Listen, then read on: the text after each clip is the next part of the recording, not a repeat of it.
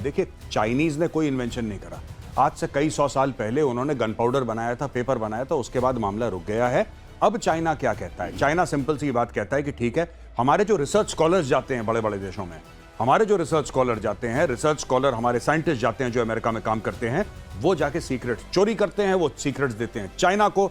China कुछ कुछ करके उसको 2+2 = 22 करके कुछ बनाता है और ये मिसाइलें अपनी सामने पेश कर देता है। चाइनीज इन्वेंशन नहीं है, ये वेस्टर्न टेक्नोलॉजी। सर यहाँ पे सर बेहतर मुझसे बता पाएंगे। ये टेक्नोलॉजी चोरी करने का काम पाकिस्तान ही ज्यादा करता है क्या? नहीं नहीं नहीं, China is the original thief. अच्छा, ओरिजिनल चोर चीन है। अच्छा, वो जो आंख में काला वो पायरेट वाला जो एक निशान होता है वो असल में चाइना है। वो चाइना और उसके चंगू मंगू पाकिस्तान टाइप के वो पाकिस्तान, नॉर्थ कोरिया वगैरह। North Korea. अब ये देखिए, America, Britain, France, Japan, Australia, ये तमाम देश कह रहे हैं मलबा दे दो भैया। तो फिर अगर ये हाल है तो मलबा क्यों मांगा जा रहा है? मलबा का तो बहुत बड़ी सिग्निफिकेंस है। मैं आपको थोड़ी टेक्निकल बात बताइए ना प्लीज। टेक्निकल बात, टेक्निकल जो हम लोगों के समझ में आ जाए प्लीज, जैसा आप हमेशा ऐसी वाली कि ये जो गाइडेंस इसका है वो होता है, इसको ड्यूअल डेटा गाइडेंस बोलते हैं। इसका मतलब कि आप डेटा भेजते हैं और डेटा आता है।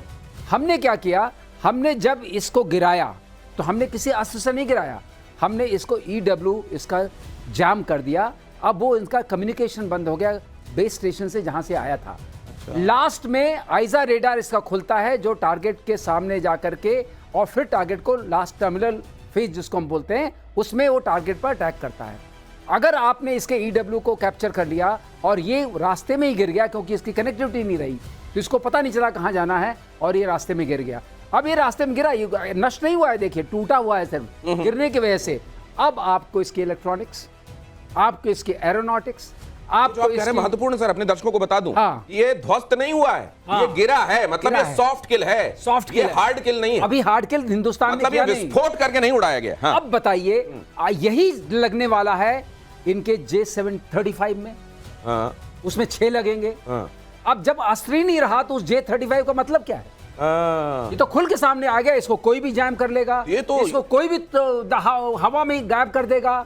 ये किसी काम का नहीं रहा। नहीं तो फिर ये 4.5 मालूम होगी आपको सर, ये 4.5 जनरेशन, 5 जनरेशन, 6ठा जनरेशन, ये जनरेशन जो गिनाते मैं आपको बता रहा हूं, इनके जनरेशन से डरने की जरूरत नहीं है। मेरे ख्याल से इसमें सिंगल पल्स मोटर होगी या ड्यूअल पल्स मोटर होगी। अच्छा। ये टेक्निकल हो गया, थोड़ा कम करते हैं। और दूसरा, इसमें जो होमिंग हो रही है आइजा रेडार के थ्रू हो रही है। आइजा रेडार की हमें फ्रीक्वेंसी पता चल जाएगी। अब इनको नए तरीके से कुछ और बनाना होगा। ये तो गया, मार्केट से गया। तो गयो। अब ये क्यों कहा जा रहा है, जरा और गौरव आर्य इसको और तफसील से आपको बता देंगे। 2 चीजें बताई गई कि जब आता है और जाता है दोनों के लिए इसमें डुअल डेटा का हिसाब किताब होता है, और इसको अंधा बना दिया गया बीच में। इसको जहां से सिग्नल्स मिल रहे थे, ये समझ लीजिए कि इसमें बीच में इसकी आंखें चली गईं और ये गिर पड़ा खेत में। मतलब ये उस तरीके से नहीं मारा गया कि आपने वहां विस्फोट करके मार दिया उसको अपने प्रोजेक्टाइल से। इसको सीधे सीधे सॉफ्ट किल के जरिए इसको अंधा बनाकर मार दिया गया। तो ये तो और भी बेइज्जती। देखिए, जब मिसाइल गई तो वो शोले फिल्म आपने देखी है कि आधे मेरे दाएं आधे मेरे बाएं बाकी मेरे पीछे। ये मिसाइल के साथ ये हुआ है।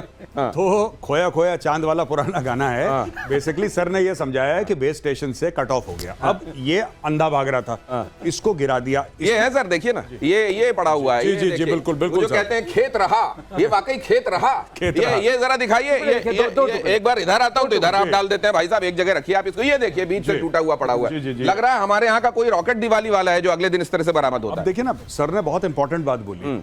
अब ये जाएगा पूरे, जिसको कहते हैं कि ना एवरी कंट्री, जो हमारे दोस्त देश हैं वो उसको स्टडी करेंगे। अब दोस्त देश हमारे स्टडी करेंगे, उनको ये बात, इसको फटना था सॉफ्ट किल। अगर फट जाता तो हमें वो सब नहीं मिल पाता, कुछ नहीं मिलता। वो सब गायब हो जाता, छितड़े उड़ जाते उसके, तो हमें क्या ही मिलता। लेकिन अब ये साबुत मिसाइल मिल गई है जो कभी इस्तेमाल नहीं करी गई कॉम्बैट में। आप इसकी खासियत देखिए, ऐसा नहीं कि इसके बारे में लोग लेटेस्ट है, ये लेटेस्ट है 5th जनरेशन फाइटर जेट के ऊपर लगनी है। अब लगा लो 5th जनरेशन। अब मैं आपको बताता हूं ऐसा कब हुआ था। MiG-25 का केस आपको याद है? जी जी। एक रशियन जो है USSR के जमाने में, उसको जापान लेके भाग गया था। उसकी स्टडी हुई, जब उसकी स्टडी हुई उसके बाद F-15 बना फाइटर, उसको न्यूट्रलाइज करने के लिए। अब इनको करने के लिए EW का सारा तैनात है। ये इनके लिए बेकार हो गया, मतलब इलेक्ट्रॉनिक वॉरफेयर। इनके लिए, हाँ, इलेक्ट्रॉनिक वॉरफेयर। इनके लिए अब ये मिसाइल एक तरीके से 2 कौड़ी की भी नहीं है। अगर J-35A पर लगाया इन्होंने, खूब स्टेल्थ किया, तो मारेंगे किससे? दांत तो गायब। तो मेजर गौरव आर्य के शानदार 2 रुपए की सफलता के बाद अब 2 कौड़ी भी आपके सामने। और ये जो है, देखिए, अब एक बात समझ लीजिए, इलेक्ट्रॉनिक वॉरफेयर आज की दुनिया में सबसे महत्वपूर्ण इसका डायमेंशन है। और अगर आपने मिसाइल को अंधा कर दिया तो अब ये एक बात और समझिए, कहूटा में जब इन लोगों ने अपना ऑपरेशन शुरू किया था, एटम बॉम्ब कह रहे थे बना रहे हैं, तो भारत ने वहां से क्या किया था, वहां के कुछ वैज्ञानिक थे जो बाल कटाने एक जगह जाते थे, वहां से बाल के कुछ सैंपल ले लिए थे और पता चला था कि हाँ रेडियो एक्टिविटी वाली जगह में काम कर रहे हैं, और इस तरीके से पूरी बखिया उधेड़ दी थी भारत ने। फिर उसके बाद वहां से तार मिले थे, अब यहां से PL-15 वाले तार मिल गए हैं। अब इन तारों में आगे क्या मिलने वाला है बहुत जल्दी से। देखिए साहब, साफ सीधी बात है, ये जो पाकिस्तान का सीक्रेट एक्सपोज हुआ है दिनेश जी, ये पाकिस्तान का अब ये आपको अब पता लग गया ना कि इशाक डर क्यों गया था बीजिंग। माफी मांगने की में गलती हो गई। चाइना क्या, ये देखिए ना पाकिस्तान क्या करता है, एक तो पाकिस्तान अरबों डॉलर लेता है। नहीं, बड़ा इंटरेस्टिंग है। इशाक डार जाके गए, क्या दे दिया तुमने, वो चला ही नहीं, देखो। ना ना ना ना ना ना ना, आप उल्टा बोल गए। इशाक डर गया और वहां पे ये पैर पकड़ेगा चाइनीज के, चाइनीज ने बोला कि तुम नालायक हो, तुम्हें चलाना नहीं आता।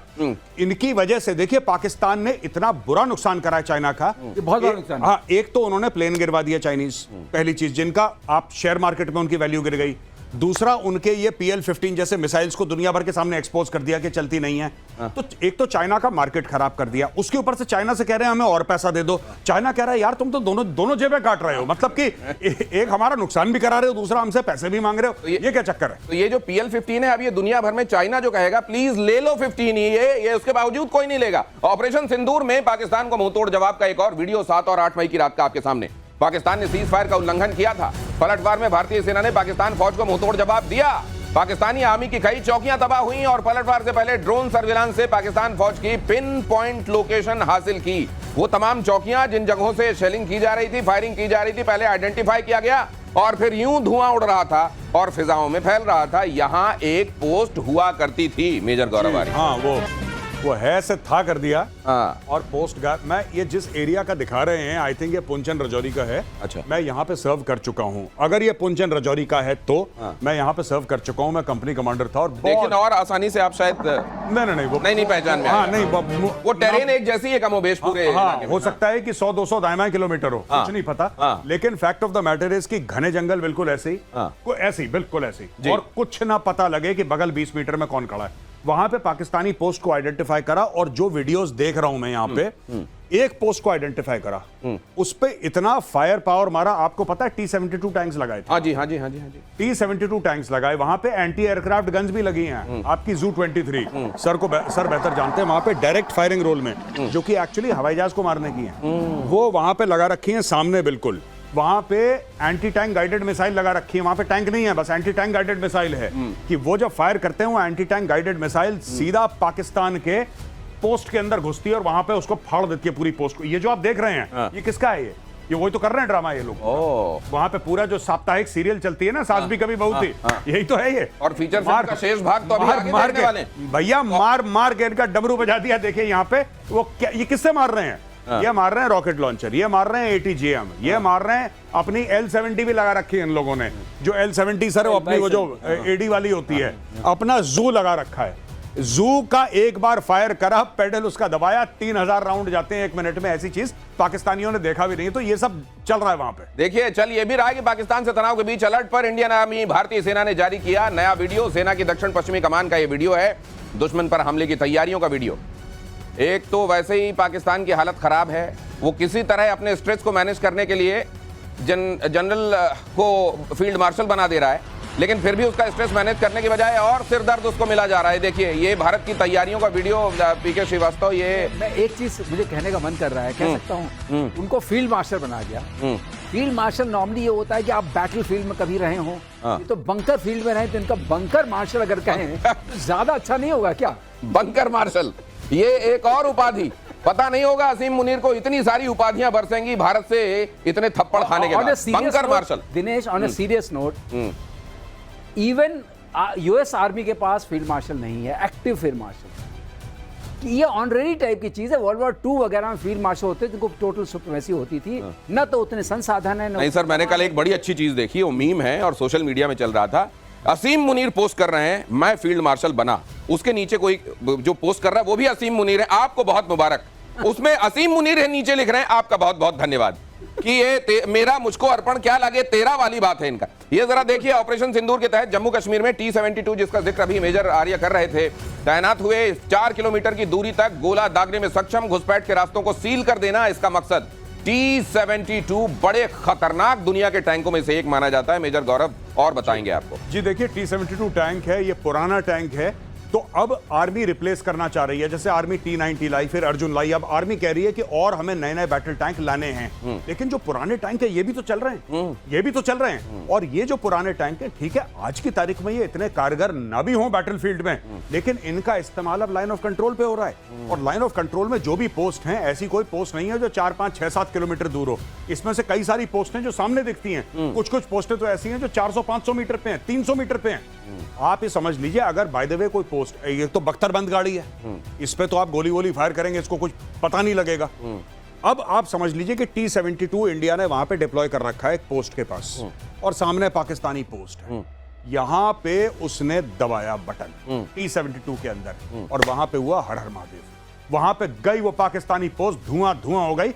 ये देखिए, ये आज का डिप्लॉयमेंट नहीं है, काफी समय पहले का डिप्लॉयमेंट है। मैं आज की बात नहीं बता रहा आपको कि अभी अभी हुआ है, ये काफी टाइम से है। और ये सारी की सारी बख्तरबंद गाड़ियां अब भारत रिप्लेस कर रहा है एक्चुअली T-72 को। ये पुरानी टेक्नोलॉजी है, लेकिन इसका अभी भी काम है लाइन ऑफ कंट्रोल। अच्छा, और उनके पास जो T-69, 79 है, ये असल में आप एक चीज, बल्कि दूसरी बात करते हैं कि उनके पास तो PL-15 है, उसका हाल क्या हुआ? और हमारा जो T-72 है वो उनकी चौकियां उड़ा रहा है। T-72 में एक चीज और मैं गौरव में के उसमें जोड़ना चाहूंगा, इसमें ईरा आ गया है। अच्छा, ईरा जो एक्सप्लोसिव रिएक्टिव आर्मर होता है, अगर आप ये बताइए ईरा क्या है? Explosive reactive armour. तो अगर आपने कोई गोला इसके ऊपर पड़ा तो उसका वो जो उसकी प्लेट है वो टूटेगी नहीं, स्टील की प्लेट टूट जाती है जो स्टील कवच वाला है। अच्छा, ये उसमें फर्क है। तो ये अपग्रेड हो गया एक तरीके से। अपग्रेड हो गया। इसको करने के लिए अब आपको स्पेशल, हमारे यहाँ जो जैसे हमारे कॉन्कर्स मिसाइल्स वगैरह हैं, उसमें डबल होता है। एक पहला जाता है, वो लगता है, उसमें छेद करता है, फिर दूसरा उसको पेनिट्रेट करके अंदर जाता है। Then you need special missiles to kill them. मतलब अब ये नॉर्मल गोलियों से नहीं टूटने वाला, नहीं जाने वाला है, स्टील वाला गोलों से चला जाता है। इसके लिए आपको ईरा इसीलिए होता है, explosive reactive armour. Explosive reactive armour. देखिए, इन महानुभावों के साथ खड़े होकर ये सब लिंगो भी समझ में आती है, ये सब बातें भी सीखने को मिलती है। एक्सप्लोसिव रिएक्टिव आर्मर, आके गोली गोला लगे फर्क नहीं पड़ेगा। अब खास मिसाइल चाहिए पड़ेगी। T-72 ने कह दिया अब हम तुम्हारे हाथ में नहीं आएंगे। एक और चीज मैं आपको बताता हूं, जैसे हम लोग कहते हैं ना कि बंकर है, हम लोग कहते हैं कि फौजी बंकर के अंदर सुरक्षित है, बंकर से गोली चला रहे हैं। ये भी एक छोटा छोटा बंकर है जिसमें 3 लोग बैठते हैं। अब देखिए ना, ये तो ऑलरेडी सर ने बताया कि रिएक्टिव आर्मर उसमें लगा हुआ है। अब नॉर्मल पेनिट्रेशन नहीं हो पाएगा, वेल प्रोटेक्टेड है। किसी भी टैंक का 3 चीजें होती हैं, मोबिलिटी, फायर पावर, प्रोटेक्शन। किसी भी टैंक की 3 चीजें होती हैं, मोबिलिटी, फायर पावर, प्रोटेक्शन।